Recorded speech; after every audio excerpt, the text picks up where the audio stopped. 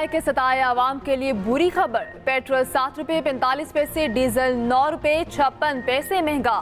وزارت خزانہ نے نئی قیمتوں کا نوٹیفیکیشن جاری کر دیا۔ پیٹرول کی نئی قیمت 265 روپے 61 پیسے مقرر، فی لیٹر ڈیزل کی قیمت 277 روپے 49 پیسے ہو گئی۔ وزیر اعظم نے پیٹرولیم مصنوعات کی قیمتوں میں اضافے کی منظوری دے دی۔ اگلے 15 روز کے لیے نئی قیمتوں کا اطلاق ہو گیا۔ 12,000 روپے تنخواہ ہوتی ہے جن میں 400 روپے کا پیٹرول ڈیلی کا لگ جاتا ہے، لیکن کیا کریں ہم پیٹرول پر مجبوری ہے، کبھی بڑھاتے ہیں کبھی کم کرتے ہیں، بس یہ عوام کو پاگل بناتے رہتے ہیں۔ جس ملک کے حکمران ہی چور ہوں گے، ٹھیک ہے، تو وہ تو پھر پیسے بڑھائیں گے۔ کچھ بھی کر لو ہماری زندگی میں پریشانی رہے گی۔ ایک دن خوشی دیتے ہیں دوسرے دن رلا دیتے ہیں۔ موٹر سائیکل بیچ کے ہم پیدل ہی چلنا پڑے گا۔ پیٹرولیم مصنوعات کی قیمتوں میں اضافے پر شہریوں کا پارا ہائی، کہتے ہیں ہم پیٹرول بھروائیں، کھانا کھائیں یا بچوں کے اسکول کی فیسیں دیں۔ حکمران ایک دن خوشی دیتے ہیں، دوسرے دن رلا دیتے ہیں۔ حکمرانوں کو غریب کا کوئی احساس نہیں۔ قیمتوں میں اضافے سے مہنگائی کا نیا طوفان آئے گا۔ حکمران عوام پر بوجھ ڈالنے کے بجائے اپنے اخراجات کم کریں۔ پیٹرولیم مصنوعات کی قیمتوں میں اضافہ فوری واپس لیا جائے۔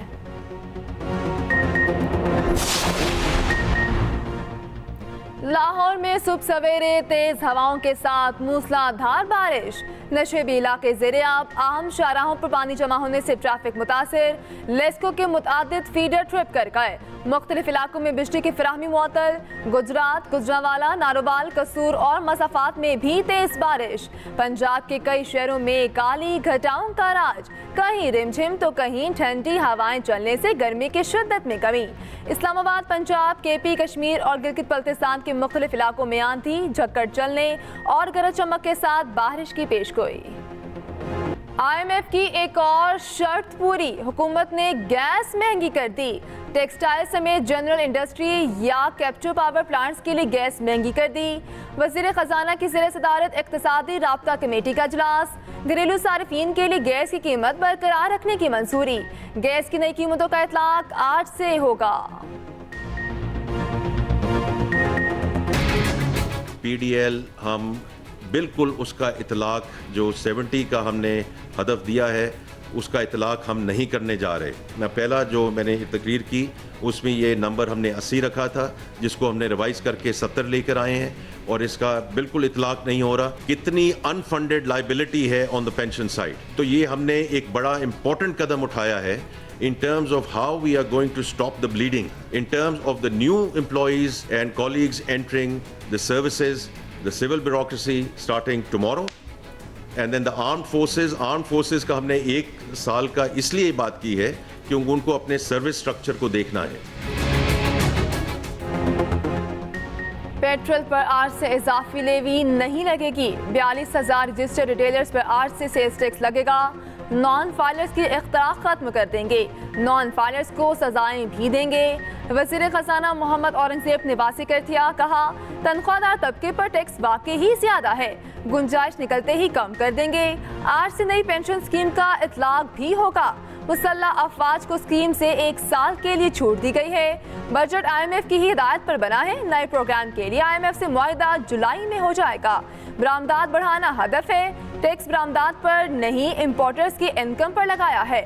محمد اورنگزیب کی سابق وزیر خزانہ مفتاح اسماعیل کی بھی تعریف، کہا مفتاح اسماعیل کی دکانداروں پر ٹیکس کی تجویز درست تھی۔ تمام اداروں کے دائرہ کار کا تعین کرتا ہے، تمام ادارے اپنے دائرہ کار سے وابستہ ہو جائیں، ملک اور قوم کے لیے اپنا کردار جو آئین متعین کرتا ہے ادا کرتے رہیں، جب تک اصولی معاملات پر اتفاق نہیں ہو جاتا اور شفاف انتخابات کی ضمانت مہیا نہیں کی جاتی۔ منانے اور راضی کرنے کے الفاظ کا کیا معنی؟ پی ٹی آئی کے وفود نے بھی رابطے کیے ہیں، اگر وہ ہم سے مذاکرات کرنا چاہتے ہیں ہم خوش آمدید کہتے ہیں۔ ہم نے ابتدائی طور پر بھی ان پر واضح کر دیا تھا، اختلافات دور کرنے ہیں یا ہمارے تحفظات دور کرنے ہیں، اس کے لیے مناسب اور موافق ماحول ترتیب دینے کے لیے ہم آمادہ ہیں۔ مولانا فضل الرحمان کا ملک میں نئے انتخابات کا مطالبہ، انتخابی عمل میں کسی کی مداخلت نہ ہونے کا کہہ دیا۔ کہا حکومت میں اتنا دم خم نہیں ہمارے تحفظات دور کرے، سیاسی مداخلت کو آئین بھی تسلیم نہیں کرتا۔ یہ بھی کہا پی ٹی آئی کی قیادت میں یکسوئی نہیں، تحریک انصاف مذاکرات چاہتی ہے تو خوش آمدید کہیں گے، پی ٹی آئی اور سنی اتحاد کونسل اپنا ابہام دور کرے۔ وزیر اعظم آپریشن کی وضاحت کرتے ہیں لیکن عوام کس پر اعتبار کریں؟ امریکی بانی نمائندگان نے الیکشن کو مشکوک قرار دیا، امریکہ پاکستان کے معاملات سے دور رہے، لیکن کیا یہ سفارتی ناکامی نہیں؟ ادھر پی ٹی آئی نے جے یو آئی سے مذاکرات کے لیے کمیٹی فائنل کر لی، عمر ایوب، شبلی فراز، اسد کیسر، بیرسٹر گوہر اور رؤف حسن مذاکراتی ٹیم کا حصہ ہوں گے۔ آئندہ عام انتخابات 2029 میں مقررہ وقت پر ہوں گے۔ وفاقی وزیر اطلاعات عطا اللہ طاہر کا مولانا فضل الرحمان کے بیان پر رد عمل، کہا مولانا ہمارے قابل احترام سیاستدان ہیں، موجودہ صورتحال میں بیان بازی کے بجائے پارلیمان میں سیاست ہونی چاہیے، سیاست میں تمام مسائل کا حل مذاکرات میں ہے۔ سزائے موت اور عمر قید کے مجرموں نے جیل توڑ دی، آنکھوں میں مرچ ڈالی، اسلحہ چھینا، یرغمال بنایا اور بھاگ نکلے۔ آزاد کشمیر کی راولہ کوٹ جیل سے 19 قیدی فرار، پولیس مقابلے میں ایک مارا گیا، ایک قیدی نے جیل عملے کو گن پوائنٹ پر یرغمال بنایا، باقی قیدی بھاگ نکلے۔ ذرائع کے مطابق قیدیوں نے جیل عملے کی آنکھوں میں مرچ ڈالی اور اسلحہ چھینا۔ فرار ہونے والوں میں 6 سزائے موت اور 3 عمر قید کے مجرم شامل۔ جیل شہر کے بیچ میں واقع ہے، پولیس کے مطابق قیدی مکمل پلان بنا کر بھاگے، قیدی دوپہر 1:45 پر فرار ہوئے۔ ضلع بھر میں سیکیورٹی ہائی الرٹ، جگہ جگہ ناکہ بندی کر کے فرار قیدیوں کی تلاش جاری۔ آئی جی جیل خانہ جات وحید گیلانی کے مطابق قیدیوں کے فرار ہونے کی تحقیقات کر رہے ہیں۔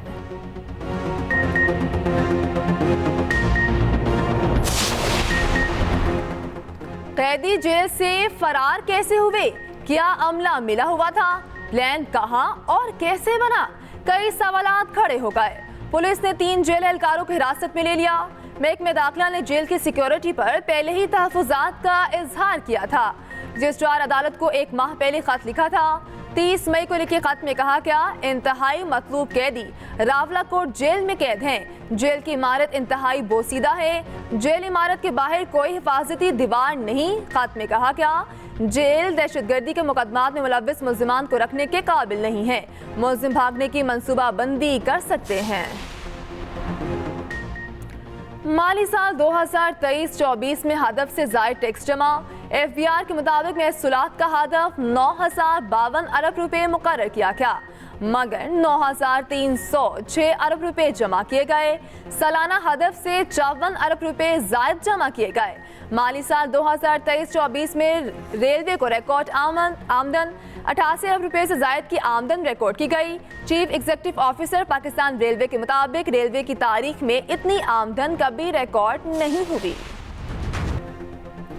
ٹیلی کام کمپنیوں کا شہریوں کے ڈیٹا تک رسائی دینا غیر آئینی ہے، شہریوں کی کال ریکارڈنگ بادی نظر میں قانوناً درست نہیں، ٹیلی کام کمپنیاں یقینی بنائیں سرویلنس سسٹم تک رسائی نہ ہو۔ اسلام آباد ہائی کورٹ کا آڈیو لیکس کیس میں حکم جاری، غلط بیانی پر چیئرمین پی ٹی آئی اور ممبران کو توہین عدالت کے شوکوز نوٹس جاری۔ لافل انٹرسپٹ مینجمنٹ سسٹم سے متعلق غلط بیانی پر شوکوز نوٹس جاری کیا گیا۔ ٹیلی کام آپریٹر سے پی ٹی آئی کے درمیان خط و کتابت کی تفصیلات طلب، ملزمان کا کال ڈاٹا ریکارڈ اور لائیو لوکیشن پولیس کے ساتھ شیئر کرنے کی اجازت، چیمبر سماعت کے استدعا مسترد۔ عدالت نے حکم نامے میں کہا توقع ہے وزیر اعظم خفیہ اداروں سے رپورٹ طلب کر کے معاملہ کابینہ کے سامنے رکھیں گے۔ جسٹس بابر ستار نے 29 صفحات پر تفصیلی فیصلہ جاری کیا۔ مریم نواز کی ہدایت پر 10 تک نمائندوں کی رجسٹریشن شروع، وزیر اعلیٰ پنجاب کا کہنا ہے عوام کو دفاتر کے چکر کاٹنے کے بجائے گھر بیٹھنے تمام سروسز میسر ہوں گی۔ پروگرام کا دائرہ کار بتدریج تمام اضلاع تک بڑھائیں گے، کرپشن اور استحصال کا خاتمہ ہوگا۔ پنجاب ڈیجیٹلائزیشن کے انقلابی دور میں داخل ہو چکا ہے، مزید مثبت و نہایت مفید تبدیلیاں لائیں گے۔ میرٹ پر آنے والے 10 لاکھ نمائندوں کو ٹریننگ بھی دی جائے گی۔ پارلیمانی نظام حکومت کے عالمی دن پر اپنے پیغام میں مریم نواز نے کہا ہر شخص اور ادارہ پارلیمانی اداروں کو مضبوط بنانے کی کوشش کرے، جمہوریت کی قوت پارلیمانی اداروں کی مضبوطی میں ہے۔ سابق وزیر اعظم شاہد خاقان عباسی کا کہنا ہے اس بار اسمبلی میں غیر منتخب لوگوں کی تعداد بڑھی، ہر اسمبلی تنزلی کا شکار ہو رہی ہے، اسمبلی میں بغیر شرمندگی سفید جھوٹ بولا جا رہا ہے۔ پی ٹی آئی رہنما زین قریشی بولے ملک میں جمہوریت آخری سانسیں لے رہی ہے۔ فواد چودھری نے کہا پارلیمان فعال ہی نہیں، جمہوریت اس کی روح کے مطابق بحال کی جائے۔ ایک ٹائم میرا چولہا جلتا ہے اور 1 لاکھ روپیہ میرا گیس کا بل ہے، 1,68,000 روپیہ میرا بجلی کا بل ہے۔ کوئی ماں نہیں چاہتی کہ اس کا بیٹا، اس کا بچہ اسکول بغیر ناشتے کے جائے۔ لوگ بے بس ہو گئے ہیں، حلق سے لے کر فلک تک مہنگائی نے ان کو زندہ دفن کر دیا ہے۔ ملک ڈوب رہا ہے، اقتصادی، معاشی اور سیاسی طور پر ایک ایسی تباہی ہے۔ اب اس ملک میں فارم 45 اور 47 کی لڑائی نہیں ہے، غریب کے زندہ رہنے کی جستجو ہے۔ شیخ رشید بجلی اور گیس کے بل سے پریشان، کہا ایک وقت چولہا جلتا ہے، گیس کا بل 1 لاکھ آ گیا، بجلی کا بل 1,68,000 آیا، حکومت کو غریبوں کا کوئی احساس نہیں۔ سینئر اداکار راشد محمود بھی بجلی کا بل 45,000 آنے پر برہم، کہا اب مزید جینا نہیں چاہتا۔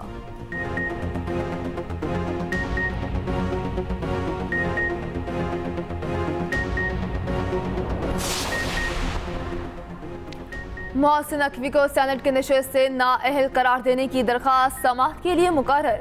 لاہور ہائی کورٹ کے قائم مقام چیف جسٹس شجاعت علی خان آج اعتراض کے ساتھ سماعت کریں گے۔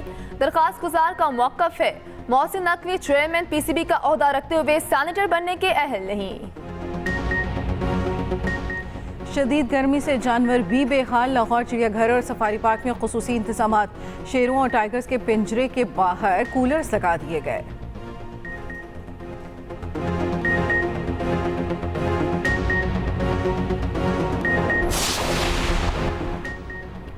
دوحہ کانفرنس میں افغانستان کی صورتحال پر پاک امریکہ رابطہ، قیام امن کے لیے تجاویز پر تبادلہ خیال۔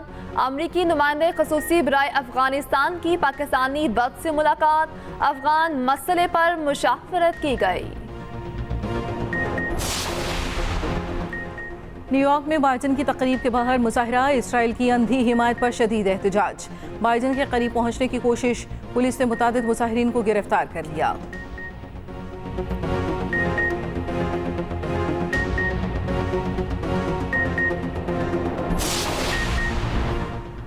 نائجیریا میں خواتین خودکش بمباروں کے حملے، 18 افراد ہلاک، 48 زخمی ہو گئے۔ پہلا دھماکہ شادی کی تقریب میں ہوا، دوسرا اسپتال اور تیسرا جنازے پہ کیا گیا۔